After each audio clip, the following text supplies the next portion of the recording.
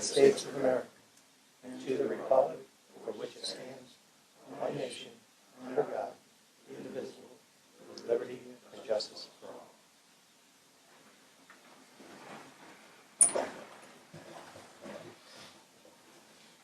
all. Roll call. Mr. Deutscher? Here.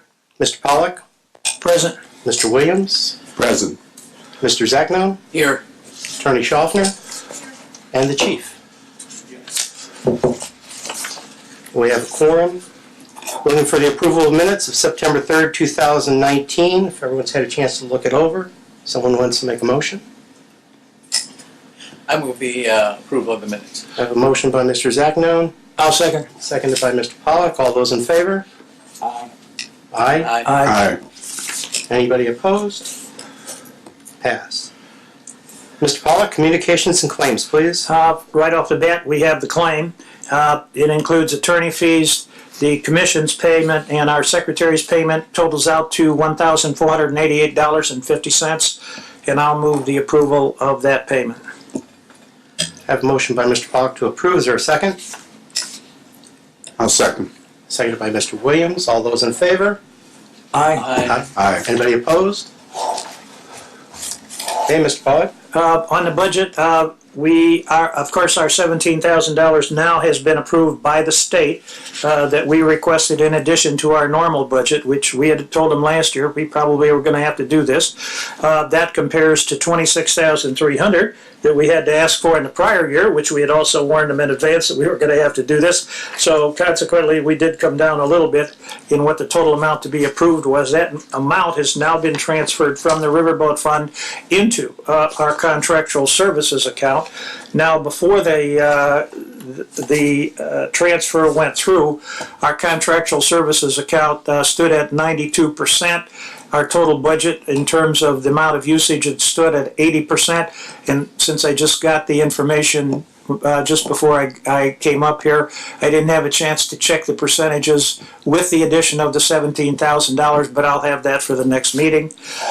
In addition to that, first week in September, thanks to Ricky, who went with me, we went before the council hearing on our budget for next year.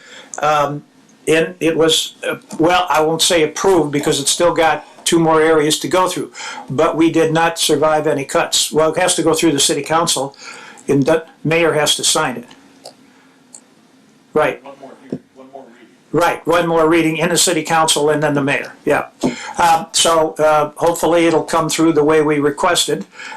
Ricky was nice enough to go along with me, and I do have to say that we did talk about a couple of situations, number one of which was for those people that go through the fire academy, the possibility of looking at them signing a contract because of the cost of doing this, not only the cost of the academy, but also the cost for their transportation and meals over there over a 90-day period, which is averaging out about $2,000 per person. So hopefully they can get together with the city attorney and we'll see what comes of that. Also mentioned, but this would have to be looked up legally, possibility of on applicants allowing 20-year-olds to submit their applications. Theory being that by the time it gets through all of the administration that we have to go through, because the law says you can't hire them until they're 21, but many of them would have reached the age of 21, and some of the others would probably be pretty close. How far that goes, I have no idea. It was just a mention, and hopefully somebody will think about it. Any questions? Okay, move the approval of the budget report. I have a motion by Mr. Pollack. Motion by Mr. Pollack for the budget. Is there a second? I'll second. Seconded by Mr. Zachno. All those in favor? Aye. Anybody opposed? Okay. Budget passed. Next on the agenda is, Chief, you have a probationary firefighter? Probationary firefighter Joe Gunchin has completed his 1-year probationary period, and with his battalion chief's recommendation that he be promoted to firefighter first class, effective October 1st. Do you need a motion on that, Chief? Yes, please. Okay. I make a motion that Joseph become a effective firefighter 10/1/2019. I have a motion by Mr. Williams. Is there a second? I'll second. Seconded by Mr. Pollock. All of those in favor, please. Aye. Aye. Anybody opposed? Congratulations. Report from the city council representative. He is not here. Report from the commission's attorney. Report from local 475. Thank you. Report from Chief Randy Novak. I have nothing to report. No, I just want to see what that felt like. I have, the first thing I have is I'll pass these out. These are confidential. These are the academy reports for the, we received these last week on the 3 recruits that are at the academy right now. For the month of September, the Michigan City Fire Department recorded 455 and a half hours of training activity. We had 356 calls. We would like to thank the commission for buying the new weight vest that was purchased and utilized at the agility test. As a public service announcement, in the next couple weeks, the fire department will be using a house which was donated to us to conduct a live fire evolution. The gift is an opportunity for our personnel to maintain our professional standards and exceed expectations. The firefighters that have anniversaries in the month of October, Joe Gunchin is 1 year, obviously, in October.